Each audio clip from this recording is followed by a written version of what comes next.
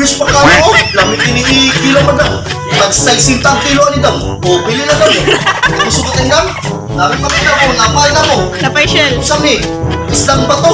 Kadako sa mata daw. Lamit kiniliwat ni si mga kong mata. Okay. Danggit na, danggit. Dagit, oy, dagit.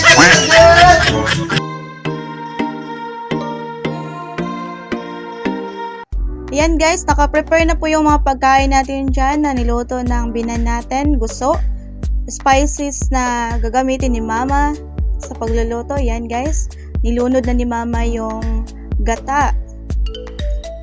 Napakagaling talaga magluto ng ating binan guys. Ayan, yung mga sangkap.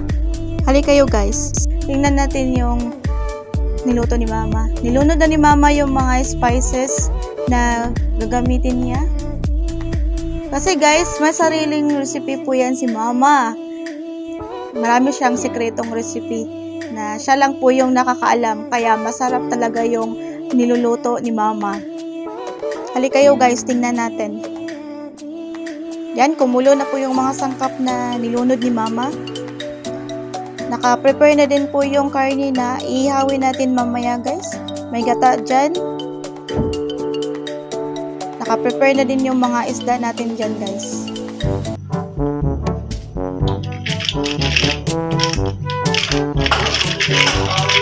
Oh, baligya, baligya! Shell! Baligya! Shit! Tag-5 ang isa. Tag-5 na lang. O, pili na. Later. Ito na lang. O, isda pa na ko. O, madam. Fresh pa ka mo. Lamit ini kilo pa daw. Nag-6 kilo ani daw. O, pili na daw. Gusto ko tingnan. Namin makita mo, napay na mo. Napay shell. Saan ni? Islang ba to? Kadako sa mata daw. Lamit kiniliwat ni si mga kong mata. Okay. Danggit na, danggit. Dagit, oy, dagit.